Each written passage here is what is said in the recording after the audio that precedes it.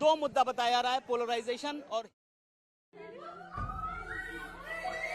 वहां तमिलनाडु में विजय के घर में जश्न वहां पर शुरू हो चुका है। अभिनेता विजय थलपति, उनके घर में वहां पर जश्न शुरू हो चुका है। इससे पहले उनके घर के बाहर सुरक्षा बढ़ा दी गई थी। देखिए विजय यहां पर और उनके घर के अंदर की ये तस्वीरें फिलहाल सोशल मीडिया पर ट्रेंडिंग चल रहे हैं। विजय थलपति वहां पर परिवार के लोग हैं जो जश्न मना रहे हैं और बालों में ये खूबसूरत सा एकदम जो गजरा है वो भी दिख रहा है और इसकी खुशबू आज पूरे परिवार में ऐसे होगी। और उनके पिता है विजय थलपति, इसीलिए मैंने कहा कि वो खुद नहीं है वहाँ पे। विजय के पिता, कल्पना कीजिए परिवार में किस तरह की खुशी होगी। 106 सीट और जिन्होंने उनकी फिल्मों को फॉलो किया है, वो पुलिस में भ्रष्टाचार, वो अस्पताल में भ्रष्टाचार, ऐसे मुद्दों पर उन्होंने बहुत सारी फिल्में बनाई जो कि ब्लॉकबस्टर साबित हुई। तमिलनाडु को अगर आप देखेंगे तो वहां पर मेडिकल टूरिज्म बहुत है, कई लोग आते हैं वहां पर इलाज के लिए और अस्पतालों में जो भ्रष्टाचार है उसको लेकर उन्होंने कई फिल्में बनाई और लोगों में देखिए ऐसे मुद्दे कनेक्ट करते हैं। और इसीलिए कई लोग तो ये भी मानते हैं कि जानबूझकर उन्होंने एक पूरा अपना पाथ चार्टर किया जिसमें वो ये चाहते थे कि ऐसी फिल्मों के जरिए उनकी एक लोगों के मसीहा की तरह की छवि बने और उसके बाद वो पॉलिटिक्स में आए। लेकिन जो भी हो, जो किया है उन्होंने, जैसी फिल्में ब्लॉकबस्टर करते हैं वैसे ही लग रहा है कि ब्लॉकबस्टर उन्होंने पहला चुनाव ही अपना साबित कर दिया है। सेंचुरी पार करना पहली बार में बहुत बड़ी कामयाबी मानी जाएगी तमिलनाडु। और अगर उनकी सरकार बनती है तो अब तक जो एनटी रामाराव के नाम पर जो अब तक का रिकॉर्ड रहा है, वो रिकॉर्ड विजय की एंट्री से टूट जाएगा एक तरीके से। कि पार्टी फॉर्म होने के बाद तुरंत आप सरकार बनाना। इससे पहले कमल हसन से लेकर डीएमडीके के कैप्टन विजय से लेकर कई लोग कोशिश कर चुके हैं। चिरंजीवी कोशिश कर चुके हैं आंध्र प्रदेश के भीतर, लेकिन उन्हें सफलता नहीं मिल पाई। क्रिकेट की भाषा में बोले, the real man of the match is Vijay in this match. क्यों बंगाल में ये इतना बड़ा उलटफेर आपको रियल मैच नहीं लगा? वो मैच असल मैच प्लेयर तो यही है। कुछ भी नहीं, कुछ भी नहीं। ऐसा नहीं कि real man of the match है, वो तो है तमिलनाडु में, लेकिन बंगाल में भी इतिहास रचेगा। हाँ ठीक है, बहुत बड़ा फेर बदल है। अभी भी 159-22 है। बट मैं कह रहा हूँ एक आदमी जो पहली बार पॉलिटिकल पार्टी हो चुके हैं। हाँ, एक आदमी पहली बार पॉलिटिकल पार्टी फॉर्म करता है बिना किसी ऑर्गेनाइजेशनल। और इस बीच आपको बता दें, चाहे कोई भी पार्टी जीते चाहे कोई भी पार्टी हारे, लेकिन चुनावी नतीजों में तो आज तक ही नंबर 1 है।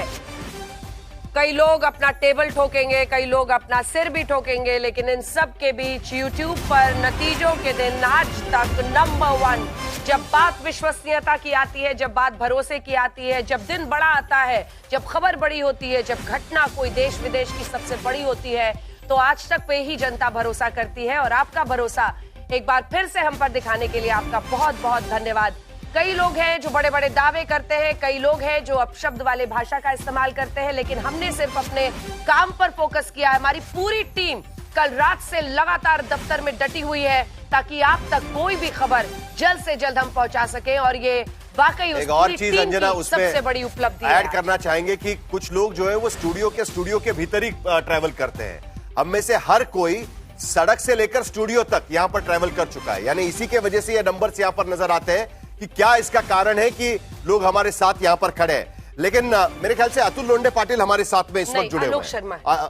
आलोक शर्मा इस वक्त हमारे साथ में। आलोक शर्मा जी हमारे साथ में, जो इससे पहले हम बातचीत कर रहे थे। देखिए Bharatiya Janata party consecutive terms में कैसे चुनाव जीतती है। हरियाणा में 14, 19, 24 तीनों चुनाव जीत लिया। असम में अभी तीसरा चुनाव यहां पर भारतीय जनता पार्टी जीतते जा रही। छत्तीसगढ़ के भीतर 2008, उसके बाद 2013 और एक बार फिर वहां पर चुनाव जीता। उत्तराखंड में 2017, 2022 में, गोवा के भीतर 2012, 17, 22, मध्य प्रदेश में 2003, 2008, 2013, उत्तर प्रदेश के भीतर 17 और 22 और गुजरात में लगातार 6 बार वहां पर चुनाव जीत चुकी है। ऐसा क्या है कि बार बार भारतीय जनता पार्टी चुनाव जीत सकती है, भले केंद्र में उनकी सरकार हो या केंद्र में उनकी सरकार ना हो, जबकि कांग्रेस पार्टी को बीजेपी के सामने असम जैसे राज्य में चैलेंजर होने में बड़ी दिक्कत हो जाती है, जहां पर बीजेपी के सामने चैलेंज खड़ा होना है। आलोक शर्मा जी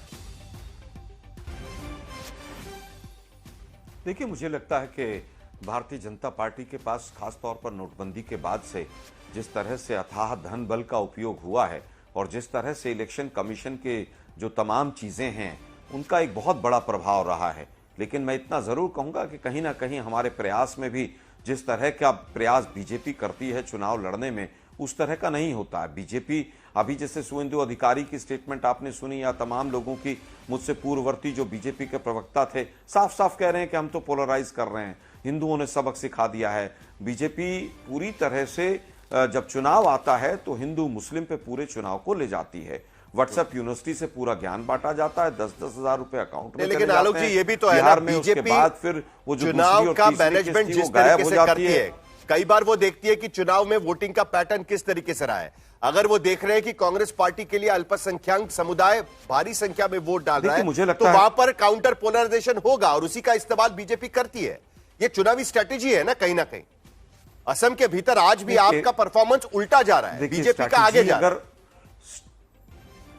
देखिए, अगर स्ट्रैटेजी अगर केवल हिंदू मुसलमान करके उसको आप स्ट्रैटेजी कहते हो तो मैं आपसे साहिल जी सहमत नहीं हूं।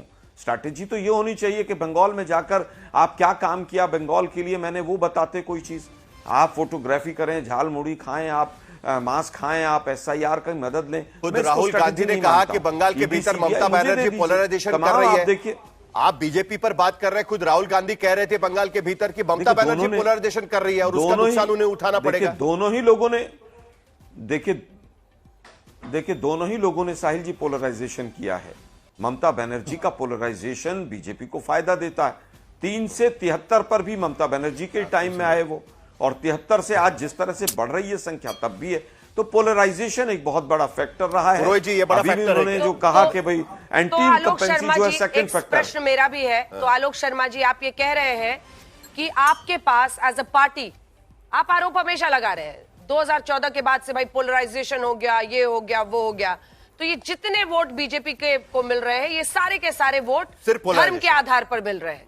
मतलब सारे जो लोग हैं, जितना भी वोट डाल रहे हैं इस देश में, उनमें सबसे बड़ा तबका धर्म के, अरे आप ही कह रहे हैं कि धर्म के आधार पर वो जीतते हैं जहां भी चुनाव जीतते हैं। वो प्रश्न का पहला हिस्सा है। दूसरा, क्या देश की सबसे पुरानी पार्टी, देश की सबसे पुरानी पार्टी के पास कोई तोड़ नहीं है इसका? आप ऐसे ही हर जगह ऐसे ही समर्पण मोड में रहेंगे? ममता बनर्जी को कोई आज ये तो नहीं पूछ सकता कि आप चुनाव ही नहीं लड़ी, आपने मेहनत ही नहीं की, लेकिन आपसे ये पूछा जा सकता है। जी बोले। देखिए अंजना जी मैं बिल्कुल आपके सवाल को सरमाथे पे लेता हूं। पोलराइजेशन एक बहुत बड़ा फैक्टर है, और केवल पोलराइजेशन नहीं है, उनकी तमाम मशीनरी उसके पीछे लगती है।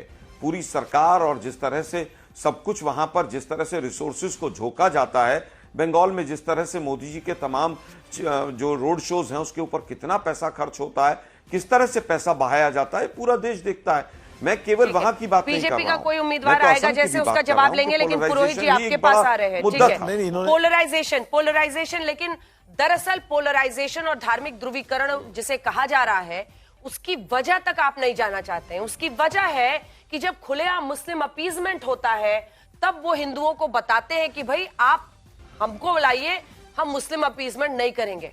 तो ये जो मुस्लिम अपीजमेंट है, उसी की वजह से ना आपका मुस्लिम जैसे जैसे आपको वोट ज्यादा मिलता है, सीटें बढ़ती हैं।